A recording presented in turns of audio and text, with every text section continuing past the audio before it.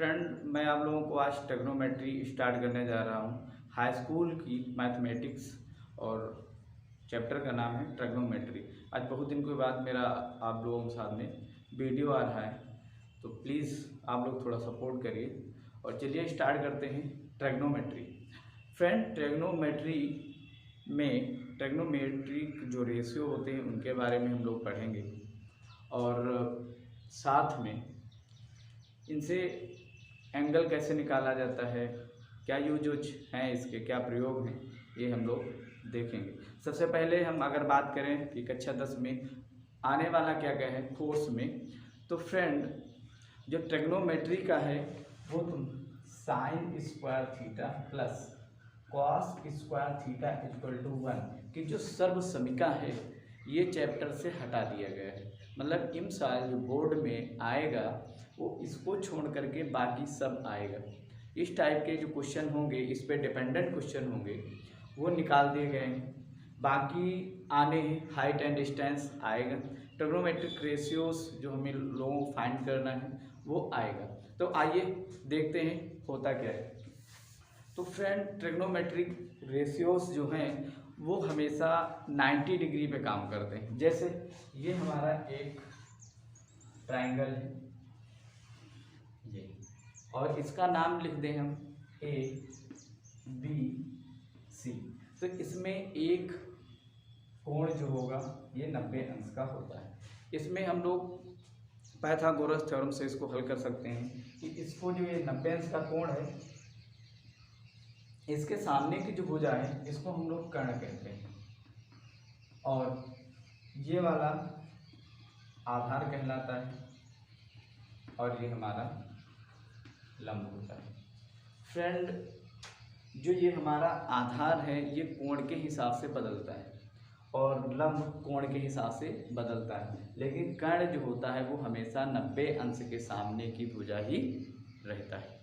अब यहाँ पे इसको कर्ण को इंग्लिश में हाइपोटेन्यूस कहते हैं, इसको एक्स से डिपेंड करते हैं, नोट करते हैं, और इसको बेस कहते हैं, इसको बी से डिनोट करते हैं, और इसको लंब को परपेंडिकुलर पी से डिनोट करते हैं। अब सपोर्ट दैट इसमें चेंजिंग होती कैसे है, तो जैसे हम कह दें कि ये हमारा ट्रिग्नोमेट्री है और ये मेरा फिगर में इसमें हम लोग कह दें कि ये हमारा कितना है, ये थीटा डिग्री। अगर ये कोण लेंगे तो इस कोण के लिए ये आधार का काम करेगा और ये लंब का काम करेगा। लेकिन अगर हम इसको कोण मान लें तो ये हमारा बदल जाएगा दोस्तों, और ये हो जाएगा हमारा लंब और ये हो जाएगा आधार। समझे कि नहीं? अगर कोण बदलते हैं तो लंब और आधार बदल जाते हैं। सीधी सीधी बात है कि जो कोण हम लोग लेंगे उसके सामने वाली भुजा हमेशा लंब कहलाएगी और उसके साथ जुड़ी हुई जो भुजा होगी वो आधार कहलाएगी। कर्ण कभी बदलता नहीं।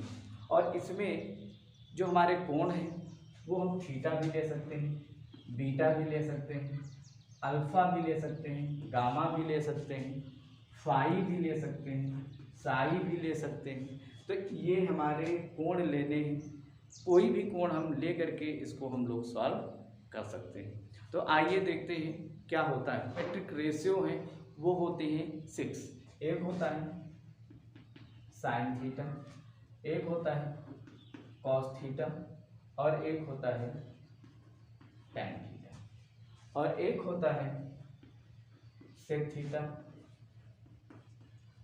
कोसेक थीटा और कॉट थीटा।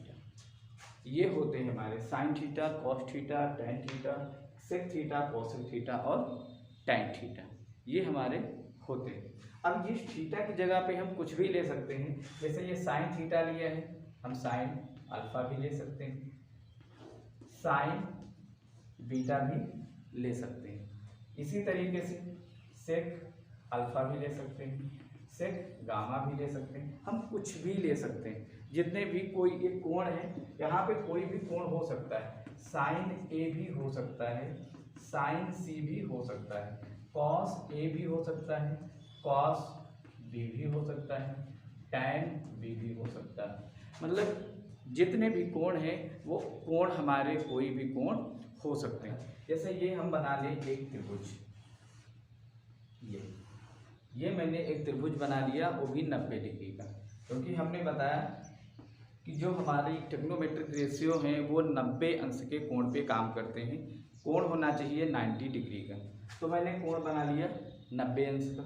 इसका नाम कर दिया ए बी, और या ऐसे कर लो, यहाँ पे ए कर लो, बी कर लो और सी कर लो। ये नेमिंग की जाती है ऐसे, मतलब घड़ी की उल्टी दिशा में, एंटी क्लॉकवाइज इसकी नेमिंग की जाती है। अब हमें होना क्या है, जैसे हम ये वाला कोण मान लें कि ये हमारा कोण है थीटा, तो थीटा है तो साइन थीटा क्या होगा। तो दोस्तों ये साइन थीटा जो होता है ये किसके बराबर है, कॉस थीटा। ये किसके बराबर है, और टैन थीटा ये किसके बराबर है। इसमें क्या होता है, ये हमें फार्मूले पता करने। तो आइए सबसे पहले एक शॉर्ट ट्रिक बताते हैं कि फार्मूले याद करने का तरीका क्या है, फिर हम उस पर बात करेंगे। फ्रेंड, एक हिंदी में बात करें तो ये होता है लाल बटा कक्का, ये होता है लाल बटा कक्का। लाल एल का मतलब है लंब का एल मैंने लिया। ए का मतलब है आधार, ये है आधार, और आधार का मैंने लिया ए, ठीक। के का मतलब है कर्ण, और इस कर्ण का मैंने लिया के, कर्ण का लिया के, लंब का एल और आधार का ए। होता ये है, इसको हम 3 भागों में डिवाइड कर दें ऐसे, तो ये जो होता है यहाँ पे होता है साइन थीटा, यहाँ पे होता है कॉस थीटा, और यहाँ पे होता है टैन थीटा। और फ्रेंड इसके नीचे ये जो बनता है, ये बनता है हमारा कॉट थीटा, ये बनता है हमारा सेक थीटा के, और ये बनता है हमारा कोसेक थीटा के। इस तरीके से बनता है। तो आप लोग यहाँ पे देख लो, साइन थीटा जो बन रहा है वो साइन थीटा लंब बटा कर्ण के बन रहा है, लंब बटा कर्ण के, क्योंकि एल फार है लंब और के फार है कर्ण। तो साइन थीटा जो बनेगा वो हमारा लंब बटा कर्ण के बनेगा, क्योंकि ये है हमारा एल बाई के, यहाँ पे मैच कर रहा है, एल बाई के मैच कर रहा है, चेक कर लो। और यहाँ पे ये आएगा तुम्हारा जैसे कॉस थीटा आधार बटा कर्ण, ये बनेगा तुम्हारा आधार बटा कर्ण, ये आधार बटा कर्ण बनता है, मतलब ए अपॉन ए। टैन थीटा की अगर बात करें तो टैन थीटा जो हमारा बन रहा है वो बन रहा है हमारा लंब बटा आधार के, लंब बटा आधार, और लंब फॉर एल और अपॉन ए। आप लोग ये देख लीजिए। अब बात आती है कॉट क्या बनता है और सेक क्या बनता है, कोसेक क्या बनता है। तो दोस्तों आपको पता है कि टैन के नीचे तुरंत नीचे लिखा हुआ है कॉट, कॉस थीटा के नीचे लिखा हुआ है सेक थीटा, और साइन थीटा के नीचे लिखा हुआ है कॉस थीटा। मतलब इसका सीधा सीधा हम लोग पता कर सकते हैं कि टैन का उल्टा कॉट है, कॉस का उल्टा सेक है, और साइन का उल्टा कोसेक है। मतलब अगर इसको हमें निकालना हो कॉट थीटा, तो कॉट थीटा अगर निकालना होगा तो हमारा आधार बटा लंब हो जाएगा, आधार बटा लंब हो जाएगा, आधार बटा लंब होगा। मतलब इसके लिए हम कह सकते हैं कि ये हमारा जो लिखा हुआ है ये एल ए अपॉन एल लिखा हुआ है ना। अब सेक थीटा की बात करें तो सेक थीटा जो है वो हमारा कॉस का उल्टा है, कॉस के नीचे लिखा हुआ है, और इसके लिए जो हमारा होगा वो होगा कॉस के अपॉन ए, मतलब कर्ण अपॉन आधार, कर्ण अपॉन आधार, ये हो जाएगा के बाई ए। आप यहाँ से देख सकते हो कि के नीचे है और ए ऊपर है, और इसमें के ऊपर आ गया है, ए नीचे आ गया है, उल्टा है। कोसेक की बात करें तो ये कोसेक थीटा जो बनता है हमारा वो साइन का उल्टा बनता है, मतलब कर्ण बटा लंब, कर्ण बटा लंब बनेगा, और इसको हम लिख सकते हैं के बाई ए, के बाई ए। तो ये इसके कुछ जनरल फार्मूले हो जाएंगे जो आप लोगों को पता होना चाहिए। ये आप लोगों को पता होना चाहिए। अगर इंग्लिश में बात करें कि इंग्लिश में इसका फार्मूला क्या होता है, तो इसका फार्मूला होता है फ्रेंड, इंग्लिश में इसको हम लंब को परपेंडिकुलर कहते हैं, कर्ण को हाइपोटेन्यूज कहते हैं और आधार को बेस कहते हैं और इसको बी से डिनोट करते हैं। तो इसका जो फार्मूला बन जाएगा वो हमारा बन जाएगा पंडित बद्री प्रसाद बटा हर हर भोले। पंडित बद्री प्रसाद हर हर भोले।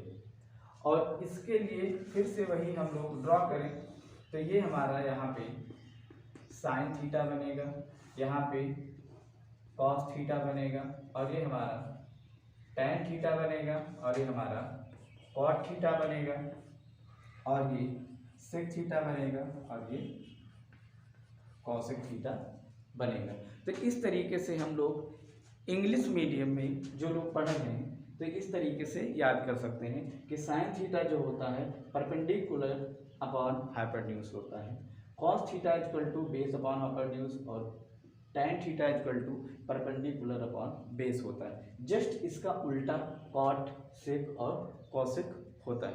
तो ये तरीके के हैं एक जनरल फार्मूले और इससे हम ये सब चीज़ें निकाल सकते हैं और इसी से कुछ साइन कॉसेक में रिलेशन बनता है, सेक और कॉस में रिलेशन बनता है, टैन और कॉट में रिलेशन बनता है। वो क्या बनता है आइए दिखाते हैं। फिलहाल आप अगर इसको नोट करना चाहते हैं तो वीडियो रोक के आप लोग नोट कर सकते हैं। अब देखिए फ्रेंड, मैंने कहा कि इसमें फार्मूले बनते हैं कुछ रेशियोज कि साइन और कॉसेक में क्या रिलेशन होता है। तो अभी मैंने बताया आपको कि साइन थीटा जो होता है, यहाँ पे आप नोट कर लीजिए लाल बटा कक्का, ये आप नोट कर लीजिए और इसको आप दिखा सकते हैं इस तरीके से। अब आप यहाँ पे देखिए कि ये है हमारा साइन और ये है कॉस और ये है टैन, ये आपको पता है।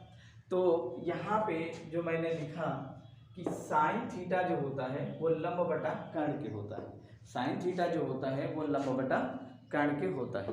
तो यहाँ पे आप देखिएगा कि ये लंब बटा कर्ण और कोसेक क्या होता है हमारा, कोसेक थीटा जो होता है वो कर्ण बटा लंब के होता है। ये तो इनमें रिलेशन क्या है, तो फ्रेंड इससे रिलेशन अगर आप निकालोगे तो जो है साइन थीटा बनेगा, ये साइन थीटा है ना, ये बनेगा 1/cos थीटा। साइन थीटा जो होता है वो कॉसेक थीटा का अपोजिट होता है, या ये कह सकते हैं कि साइन थीटा का कॉसेक थीटा अपोजिट होता है, यानी कि साइन थीटा इक्वल टू हमारा 1/cos थीटा बनेगा। इसी तरीके से अगर कॉसेक थीटा की बात करें तो हमारा बनेगा 1/sin थीटा की। ठीक है, ये आप लोगों को याद रखना है।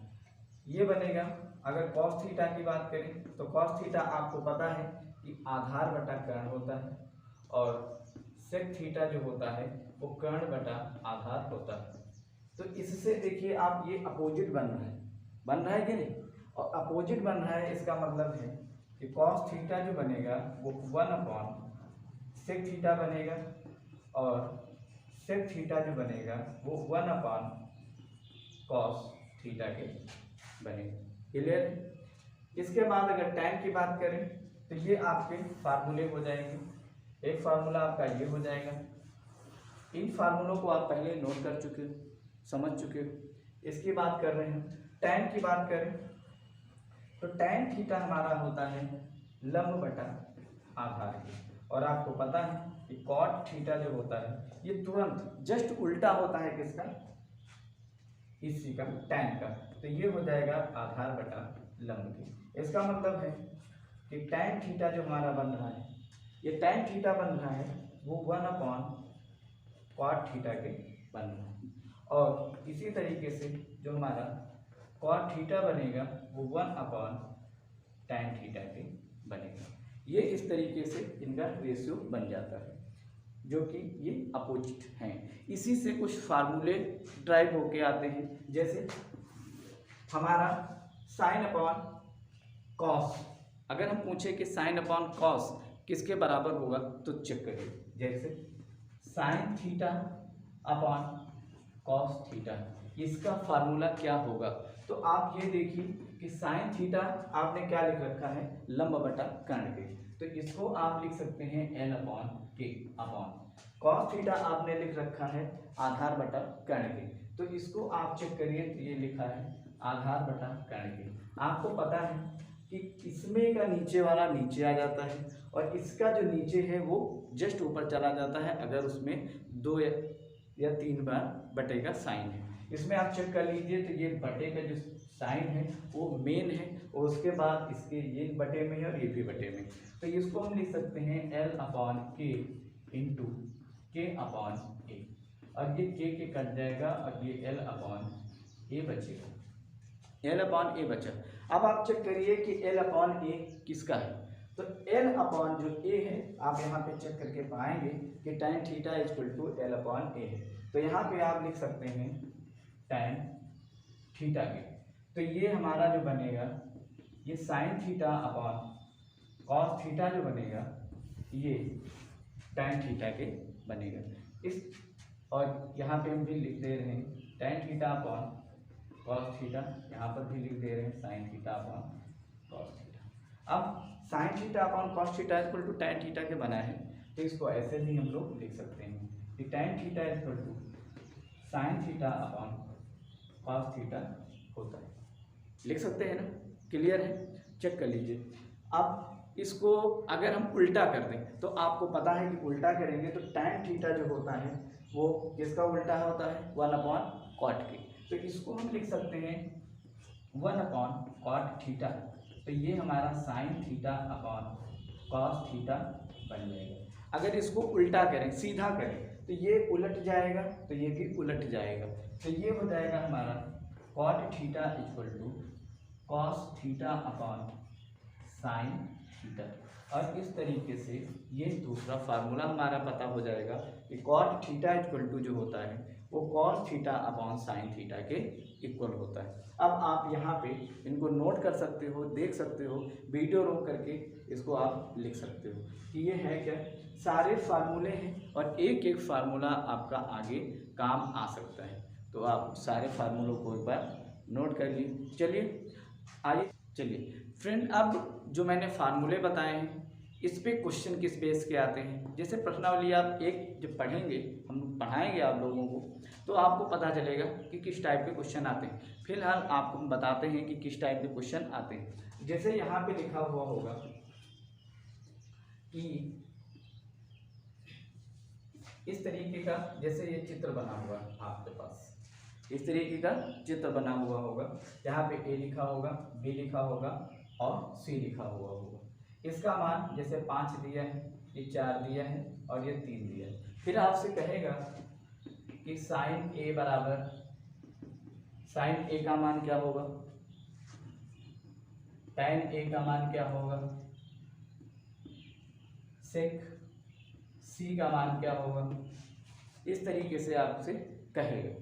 तो आप यहाँ पे ये देखिए साइन ए, जैसे इसका मान हमें निकालना है साइन ए का, तो आप ये देखिए कि कौन सा कोण लिया गया है। सबसे पहली बात आप कोण चेक करिए, तो कोण अगर आप चेक करेंगे तो साइन ए मतलब ए है और ये वाला कोण लिया गया है, और ये वाला अगर कोण लिया गया है तो इस कोण के लिए आपके लिए ये लंब का काम करेगा और ये आधार का काम करेगा, क्योंकि अभी मैंने जब वीडियो स्टार्ट किया था मैंने आपको बताया था कि जो कोण लेंगे उसके सामने वाली भुजा हमेशा लंब होती है और उसके पास वाली भुजा हमेशा आधार होती है।